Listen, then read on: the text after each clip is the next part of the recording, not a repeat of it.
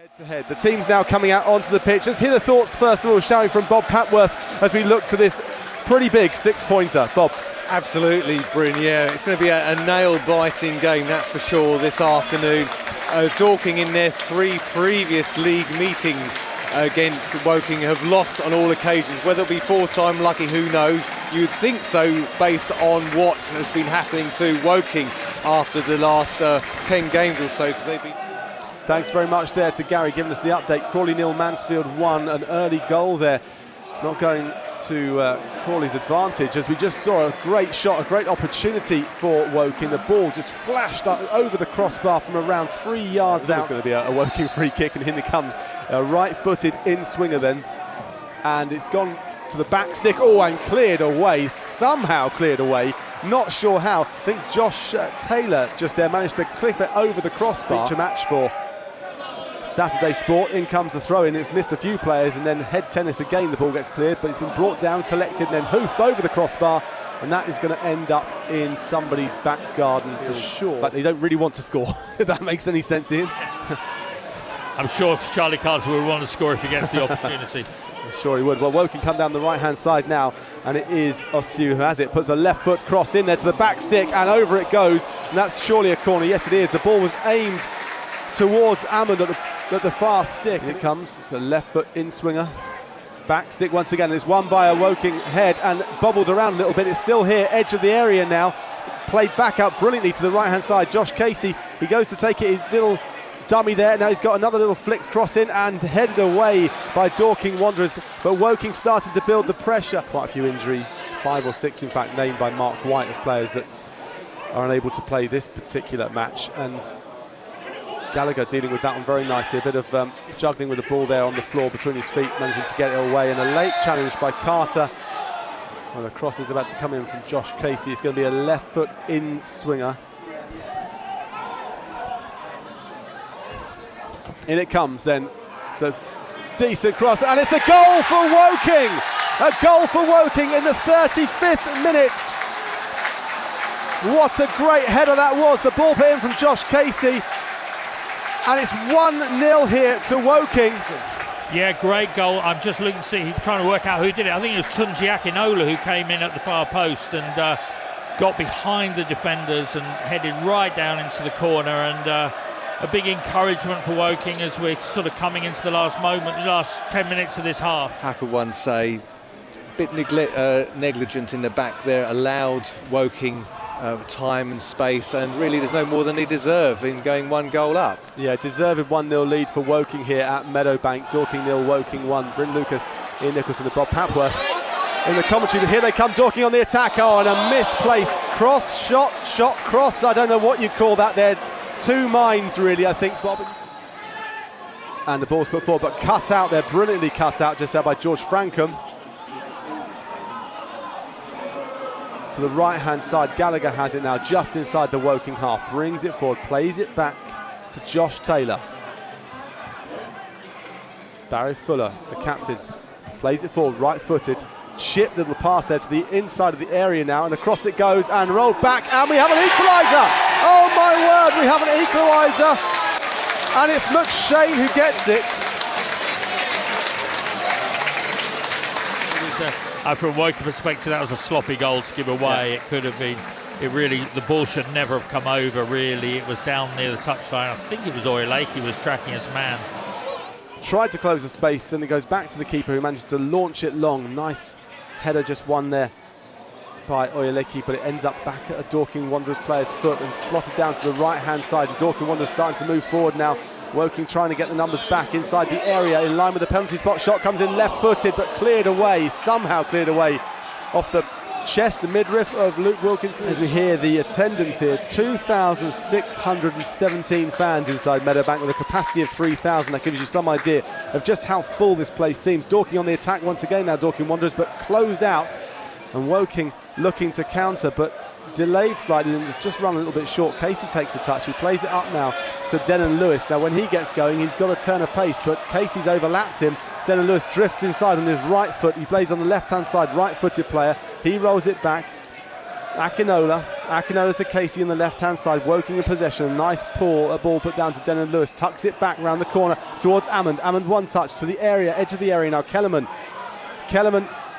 back in control, edge of the area. He takes a shot and it was charged down. The fans shouting for a handball. Got to say, I don't think it was a handball from where I was looking, but Wilkinson there taking the ball down and looking to build it forwards, but a big cheer from the fans behind the goal. The Woking up fans. It goes, very high ball through. Hearing of a couple of goals. Let's go first, shall we, to Crawley. Last time we heard it was 1-1. Gary, how's it going there? And Woking on the attack. On the right-hand side, ball comes in and flashes across.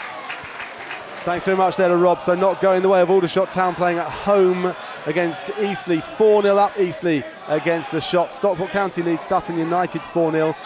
Mansfield lead 2-1 at Crawley, and it is 1-1 here at Meadowbank between Dorking Wanderers and Woking. Dorking have it on the left-hand side now, bringing the ball forwards. Edge of the area stuff, right-footed player down on this middle of the park, but Gallagher lines up to take a shot, absolutely wants a shot, and what a brilliant save over the crossbar there by Andre Jr. Gallagher really got hold of that from almost 30 yards out, got his head over it, got his foot over it, absolutely wellied it, top corner stuff, and Alexis Andre Jr. somehow managed to claw that one over the crossbar. Bob. Yeah. Well, in comes the corner. It's a right-footed one. Oh, and it goes off the top of the crossbar. Somehow, I mean... I think that was off the stanchion, I think, behind. I don't know if it was off the crossbar. Andre that got to the ball just ahead of McShane there to save the Woking's blushes. It was brave goalkeeping, also brave if anybody's ever played football on these false surfaces, shall we say, because you can sometimes get really nasty burns on your legs, can't you? It's sometimes the way. Woking on the attack now. Denon Lewis has it just inside the area. He puts a beautiful ball over to back stick, and the foot went in there, swiping for it, Jim Kellerman. He couldn't quite connect, and it goes for a goal kick. When players know what the rules are as far as arguing is concerned, it's quite a cheap yellow card. Well, one thing we know about Josh Casey is he does like to get involved, doesn't he? He does fairly. A shot just come in there, a great shot. That was a really nice shot, in fact, from Dorking Wanderers on the edge of the area. Alfie Rutherford, but the keeper got down low and made a big save. Third minute, Dorking Wanderers 1, Woking 1 in the feature match here on Saturday Sport. BBC Radio Surrey, BBC Radio Sussex. Dorking in possession. Newitt has it on the right-hand side. He goes past Casey, who now chases him down. And he looks up. Is there anyone there for him to play it to? He's going to go right. Is he going to go left? No, he's now inside the area. He puts the ball across, flashes the ball across with his left foot. No one could get on the end of it. It goes off for a goal kick, but somehow, Bob, no one got anywhere near that. It was a beautiful ball. But he's definitely in form. So maybe the changes will come. Maybe they're just trying to settle it a bit. Kellerman has it now. He's lasted 71 minutes in his second game back. I think his second game back. He returned against Western-super-Mare, and a great shot there. Ooh, that was one of those horrible dipping shots. That was from Ossu there. Normal time still here to go. Dan Moss looks like he's still rubbing his lower back there, so he's still obviously not feeling completely 100%. But the ball's bounced down, the free kick was taken, and the shot comes in, and the referee's whistle blows for, I'm going to have to say an offside, but I don't know because, well, I'm not sure what it was, but it's definitely anyway a free kick to Dorking. We have an injury to the linesman. Is it the linesman? Yeah, the referee's gone over to him. He looks as though he's got some sort of cramp or leg injury or something like that. Any other player, they've been on a stretcher and been taken off now to the other side, but he's got to hobble all the way across there and take up the position of the fourth official. Yeah, absolutely right. Well, the fourth official now takes up his position, and sarcastic applause, I think, is what I'll describe that as around here from the Woking goalkeeper earlier on. Dorking on the ball, put the ball forward into the box, flicked up high at the moment, but Rowan Ince is going to claim that one quite easily.